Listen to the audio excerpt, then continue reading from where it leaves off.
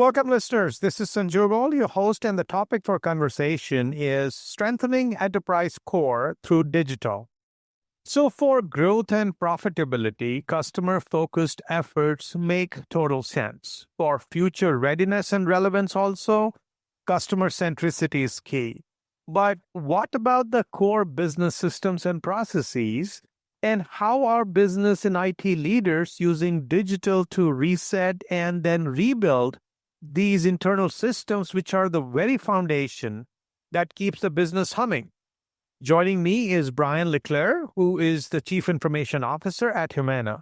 Hey, Brian, how are you? I'm fine, thanks. Yourself? Very good. Thank you so much. So, Brian, as part of digital transformation initiative, I'm assuming you are neck deep in it. How are you allocating your focus, the time, energy, and funding and investments towards customer-facing versus the internal improvement initiatives? So that's a really great question. And for us at Humana, we have a philosophy of we always start with the customer and we work everything back. And so there is no one individual or process or capability inside the organization that doesn't start with what is its impact on the customer. So as we think about that, there may be times where you have an internal capability where you have one area of the organization supporting another area. But as we think about that, when it's doing that in support of ultimately something that touches the customer. And so for us, when we think about digital transformation, we start with the customer, we work back, and internally we think about it not just a digital first mindset, but we also think about a phrase digitization. And digitization refers to the enterprise. We believe we have to look at our internal processes and capabilities, and we have to evidence digital operating philosophy even down into the core processes of the organization, and that touches IT as much as it will touch areas across the business. So here, IT has always contributed towards helping an organization run a pretty lean business operation, and we've taken pride in it. Yes, we are supposed to also help with the innovation, but of course, running a lean business is one of the mantras. So if you were to look at business asking IT what to do with respect to the internal improvements in the business processes, the way things are run internally, using digital, what would those be? What are those? So as an example, if you think about digital, you can think about it in terms of three things. The first is optimization, and I think that's the nature of the question. The second is around process transformation, and the third then is about business model transformation. So as we think about how we are progressing on that digital journey, we're making investments not just to optimize the organization, not just to do process transformation, but also to do business model transformation. When you internalize that for the IT organizations in general, and we have as well been on a journey from being very focused around cost to transitioning into how to deliver and think about solutions, ultimately to how do you drive value creation. And so when we think about IT at Humana, it isn't simply about how do we optimize the organization. That's a very important aspect of what we do, whether it's investing in self-service capabilities that deliver to a Humana mobile app or through the website, but it's also then about process transformation. And a good example of that is in our large group business area that has been driving on a major initiative. It's called Launch My Group, which is how do we reimagine the process of prospecting group sale all the way to enrolling the members of the group, and that being an entirely digital experience. And so when we take the technology organization and internal operations, that also then feeds into this idea of how do we create a digitized enterprise, and then we can leverage that, whether it's to optimize an existing process or do process transformation. And the example I gave is the Launch My Group in our group business area. Now, was this that the business sought these changes or IT said, we can deliver, would you like to try? So for us, we've been moving around this whole idea of how do we become an agile enterprise. And the idea of being an agile enterprise says we can't think vertically in stacks.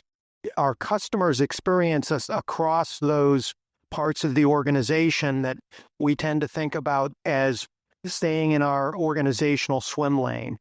So the first thing we had to do was, again, go back to that, start with the customer and work back.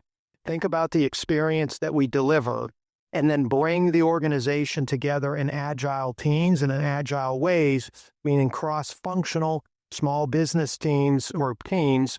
And then how do we bring the right talent, the right process change, and the right technology to deliver? And so if an example was today, I was in a meeting with parts of the organization, and they were speaking about how members of the team view themselves as part of the team, and they're not coming to the team as I'm from IT or I am from the business. In fact, when we use phrases like that, we're drawing arbitrary distinctions between individuals in one department versus in the other. So the IT organization is as much a part of the business as the business is. And so when you get into where is it originating from, it actually is starting with the customer and the customer need. And that way, if we focus starting with the customer, we break down this tendency to see where these distinctions should come from, and good ideas flow from that customer advocacy and what they need back into these working teams. Hopefully that addresses your question.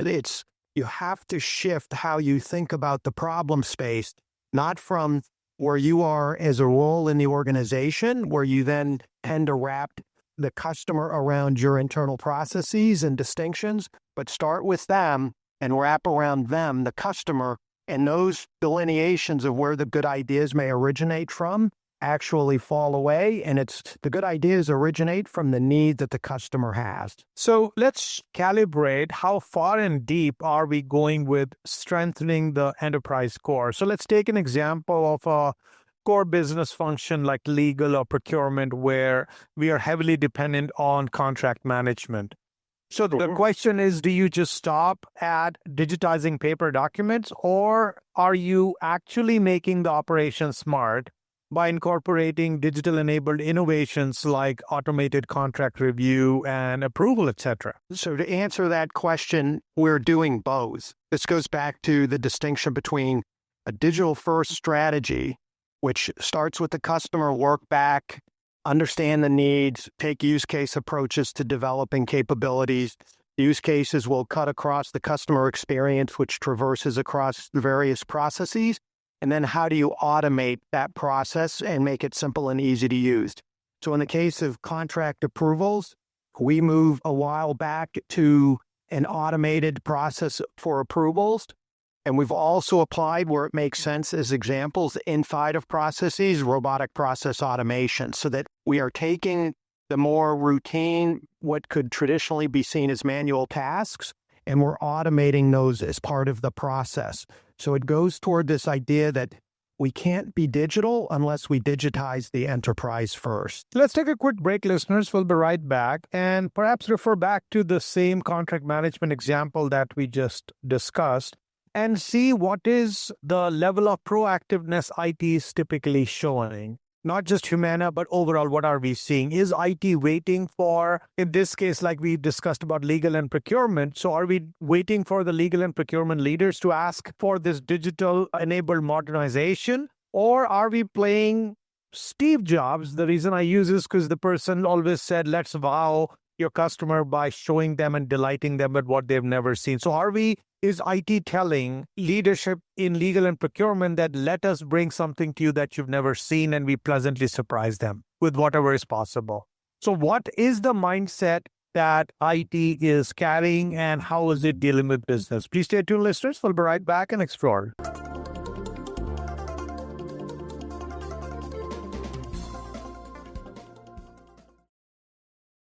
Is your business slowing down, waiting for legal's approval before signing a contract? Are your experienced and expensive lawyers being used for manual grunt work?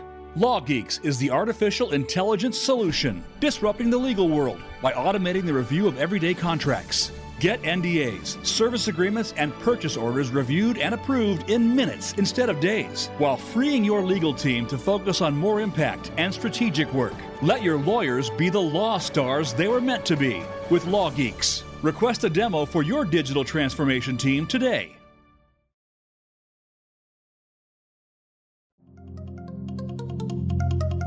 This is CTN Viewpoint on CIO Talk Network. Welcome, listeners. We are back. And Brian, so the question I asked you before we went for break is, do we play Steve Jobs? Do we pleasantly surprise or try to surprise business with what's possible, or we wait for the instructions like order takers? So let me try to weave a couple of ideas together as I answer the question. There's a view of how technology has been seen traditionally. I gave an example of that in the earlier question about how technology organizations have matured over time. If you want to think about it in terms of three eras or phases, and some organizations are in different places than others. So one is, it's this idea that it's IT is the order taker. In another, it's IT is a solution provider. And a third, it's really IT is a value creator. Now, the reason that you see this across different companies has to do with how the company and the industry the company is in views technology. If you go to at a high level, there are three critical strategies that any company, any technologist, or someone who's responsible for technology should make sure and think through.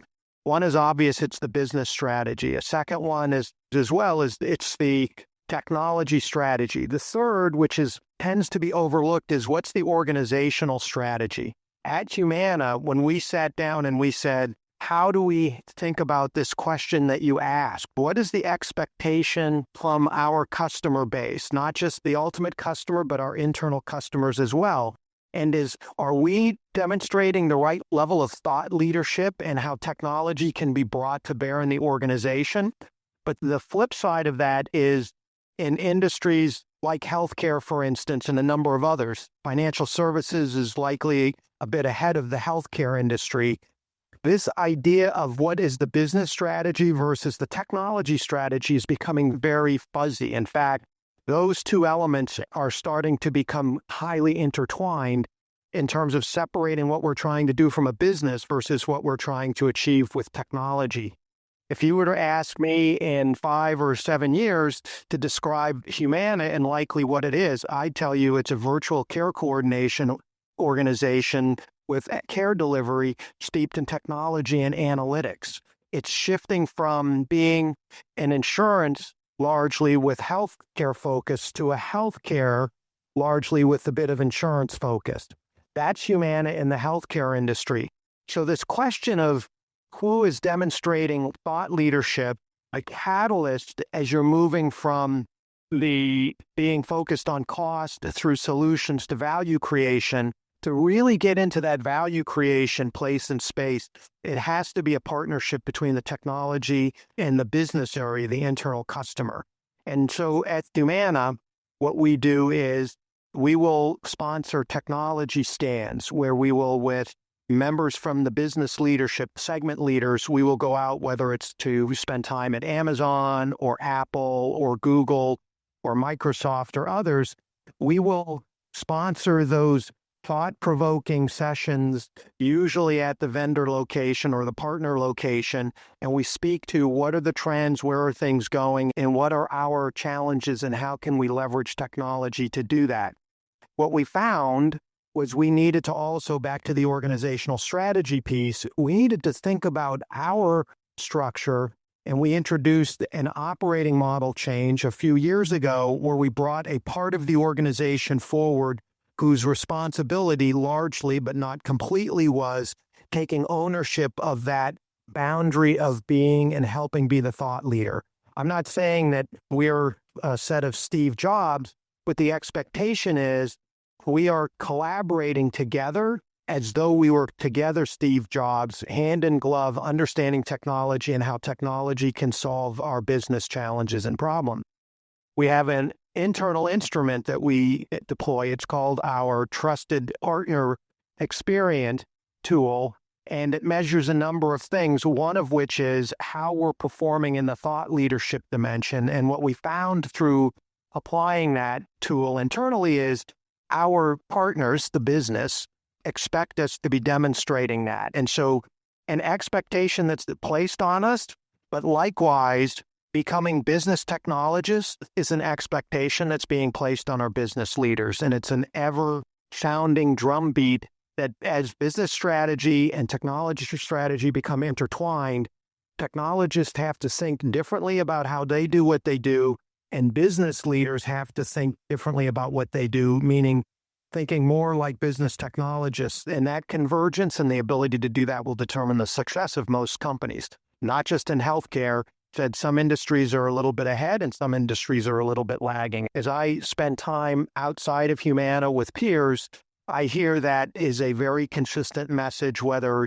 you're selling coffee or you're running a railroad. When you think about drones and how drones can help understand what's happening in that place in space, or whether it's car and automating a car in the experience of driving a car, this idea that business strategy and technology strategy are becoming intertwined and the roles blurring, if you will, and challenging our individual values in terms of value creation, this is something that we all need to embrace. You mentioned about this term business technologies. Pretty fascinating, but someone, for example, from legal or procurement leadership, would you expect them going forward or even today to prod technology folks to say, hey, let's go to Apple and Google.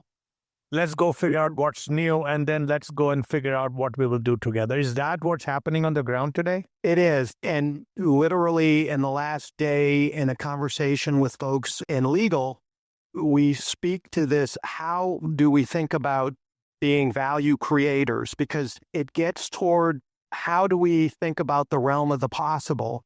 And it moves and shifts away from, am I operating as an advisor or someone internal to the organization who doesn't have impact on the customer? And this goes back to Bruce Broussard, our CEO, sits and he will literally message the leadership of the organization that we all, regardless of our role in the organization, whether it's a direct interface with the customer or internal supporting one another, those actions, even down to the internal supporting one another, ultimately have an effect and an impact on our customer. And without our customer and success, we are, as a company, will not be able to be successful. And so when you translate that back into this idea of even internal legal, even procurement, and thinking about how we enable that journey is an important message for delivering on that promise to the customer of that experience, that if we delight them, they'll keep coming back, and that's how we'll grow the business. Now, one risk a lot of people say when you speak about strengthening the enterprise core and try to invest towards it, many people would turn it down saying that you're just trying to package a continuous improvement type initiative and saying, yes, you are trying to strengthen it and you're trying to digital enable it. And that results in many times executive support and funding turned down. How do you prevent that? First, you have to look at what your criteria for decisioning investments is.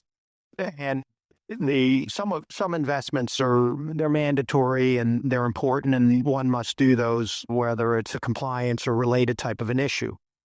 In other cases, if you start with this idea of the customer and work your way back, even on something that's internal, you should be able to articulate the value that it has and the positive effect that it has on the customer. And so it really starts with shifting your mindset around how you think about what an investment is and ultimately where the benefit of the investment goes. And so even something that could be an internal process improvement, go back to a contract review process. If you look at that and you say, yes, it's speeding a process up through automation and automated decisioning, then as you tie that back to the fact that it allows you to speed up your ability to meet a customer needs, because as a company, you can become more agile. You now have created a path forward to look at something that traditionally may have been more of an what's the ROI benefit of something versus how does it help improve the customer experience? If you get and you have conversations about that, then it becomes what's the relative effect or impact on the customer as opposed to comparing what a number from an ROI perspective could be or should be this versus that. And that helps ground you in terms of this idea, is it bettering the customer? Because again, the message at Humana is the way to win is through customer retention, loyalty, and improving and growing your customer base. If you start there and do what's right by the customer and work everything back from that, these things that may appear traditionally to be internally funded things, it can be much easier to discuss and align in terms of the investment for those improvements. Talk about strengthening effort with anyone in business. That means to them, you're going to rip and replace, or you're going to shake things up, which is unacceptable to them because they also like stability. So it's like changing tires off a moving car. How do you accomplish that? So the first thing is, how do you begin to think back about how these things help improve what your goal is relative to your customer? So again, I may sound like several times, if we start with the customer and we move back, you begin then to understand the value of something. Once you understand the value of something in the context of what it means for the customer, you begin to then grapple with, how do I bring about the change that is necessary? So I would tell you, getting alignment around the thing to do starts with understanding the value and the benefit it has relative to the customer. Because I find that most areas become exceedingly passionate about the initiatives that have a good customer benefit, even very large ones that could conceivably be seen as disruptive. Once you get to that point, then it becomes about two things: execution and change management. And so I would tell you, in general, the focus around execution is good, but it's that you really have to then pick up and not lose sight of the change management, because the change management helps you think about where would be the potential areas that you may be disruptive in operations, and how should you approach the rollout, if you will, of a capability and bringing the organization along so that it's ready for it. And so not unlike a project where you have 4 dimensions, which is scope, budget, time, and quality, you have to always think about those 4 equally, but it's too easy to then begin to focus on one and you'll lose, for instance, quality. So as long as you sit and say, it's about the customer effect and impact, it's about managing the execution, but it's also about managing the change. And a strong change management focus is the way to think about and mitigate changes that are, to use the example you gave, changing the tires of the car while it's running. So one is to make these changes in a spot basis, opportunistic approach to fixing the foundation. But frankly, if you're going to strengthen the foundation, you ought to do it entirely. But we are seeing many cases where people would do it wherever they feel it's going to serve their agenda, or they would do it in a siloed manner. How do you prevent that and allow a holistic strengthening without breaking the bank? So for us, our cultural mantra with leaders, in February, we had our annual leader forum. The message there was enterprise thinker. So we have been very explicit with our leadership that we have to be enterprise thinkers. For us, it comes back to our business strategy, which is called integrated care delivery.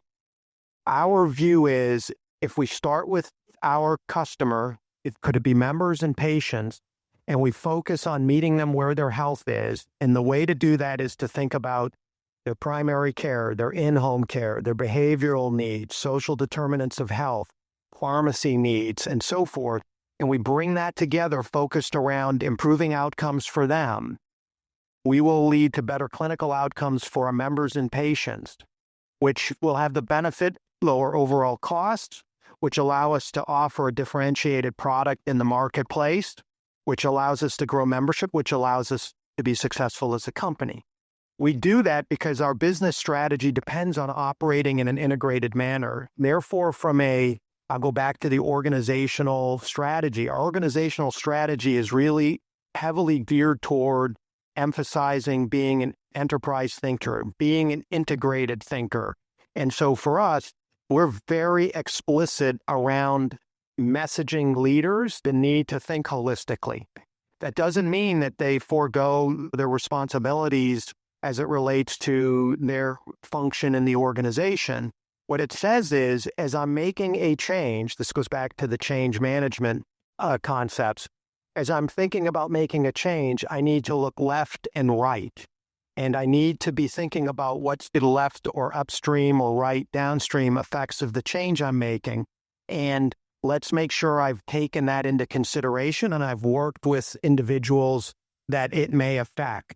So us, in that regard, it's a very strong cultural emphasis in terms of driving the need for leaders to be enterprise thinkers. Once again, thank you, Brian, for sharing your thoughts and insights about how organizations can leverage digital to strengthen their core systems and enable a future-ready business that is relevant and profitable.